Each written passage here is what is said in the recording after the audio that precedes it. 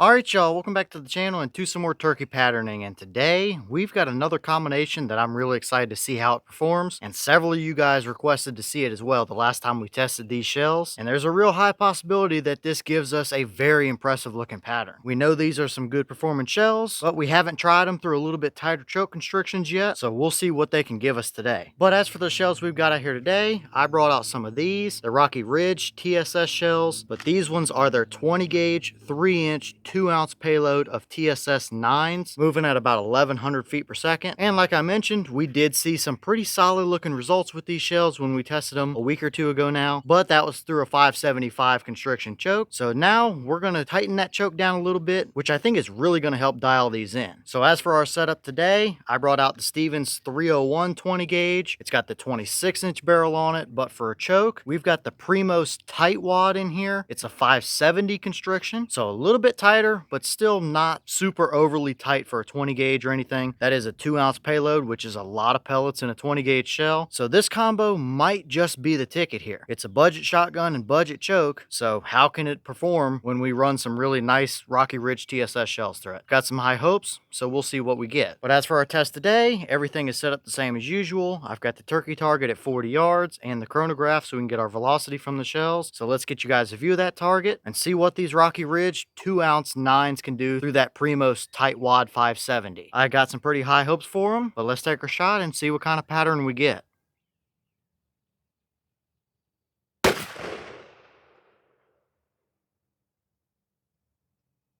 Alright, so that shell gave us 1152 through the chrono. The boss claim is 1100, and that is consistent from what we saw the last time we tested these, right in the mid 1100 range. And they are a pretty stout load in the recoil department as well. At that velocity with a 2-ounce payload in a 20 gauge shell, they're a pretty spicy shell. So we're looking good for our velocity up here, but what kind of pattern did it give us down there at 40? Let's go check it out and see what we got. Alright, well, now we're down here at our 40-yard target, and I gotta say, this isn't exactly what I expected to see here. Now, right off the bat, yeah, we absolutely have a dead turkey there, there's no doubt about it. He is covered in pellets, and there is nowhere he can move in your entire screen right there and get away from you. So that is absolutely a capable pattern at 40 yards, without a doubt, all day long. But looking at the entire pattern here, it's really not a tight pattern at all. It's not condensed, we really don't have any kind of tightening in our core area. It's just kind of a broad area of shot across most of the paper, and that's not really what I expected to see. Now looking in close, it's a relatively even spread of them, but we do have a couple voids, like right over here in the center of your screen on the right edge of that turkey paper. There's one, and there's a couple more noticeable ones right down here below the turkey target. So it's not a perfectly even spread of pellets. It does give you plenty of leeway to work with, which some people do like, but that might be a little bit too broad for what a lot of people want out of this particular shell. Up top here, we definitely have a few scattered flyers and stuff, and it wouldn't surprise me if we still had a few flyers down off the bottom of the paper down there as well. It's just our pattern is rather large here. So I don't know on this one. For what these shells are, I kind of expected to see quite a bit better than that out of them. Now yes, they are a 2-ounce payload in a 20 gauge shell, so that is a lot of pellets flying down range. They might just prefer the more open chokes, and I think our pattern was a little bit better overall through that Black Max 575 we tested these through a week or two ago. So maybe we're starting to over constrict them. I don't know, but I've had a lot of you guys tell me that something like an Indian Creek 562 or even the Carlson's Longbeard 568 choke has done really well with these shells. So I don't know if we're over constricting them yet, but this combo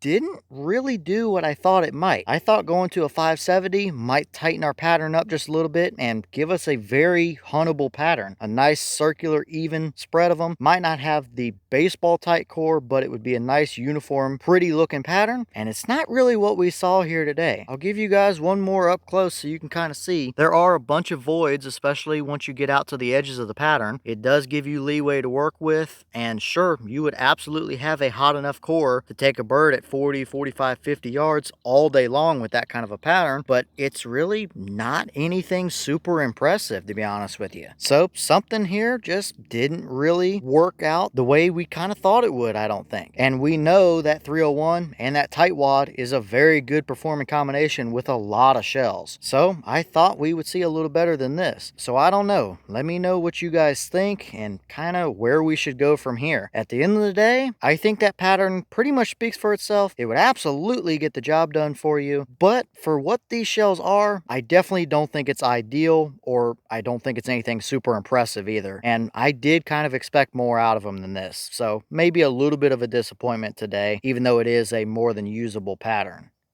And here's the wad from that shell, and it definitely looks a little funky. We kind of peeled the tail end of it up a little bit on here, which is not something we typically see. And I believe these are the low bore contact wads from, I believe it's called Ballistic Products. We know these are generally good performing wads, so a little bit surprising to see how banged up it is here. And we do have one pellet stuck down in the bottom of that. Now, one pellet would not have made the difference at all for this pattern today, but that is something to take note of. So I don't know on this one. Something just didn't quite work out the way we were hoping it to. Maybe it was just the porting in that choke combined with this wad and 2 ounces worth of payload just didn't work quite as good as what they should have. Maybe they prefer a little bit tighter or a little bit more open of a choke that is non-ported or something like that. I don't know, but definitely a little bit interesting to see, and not really a condition we typically see these type of wads come out in. It's definitely a little bit on the banged up side.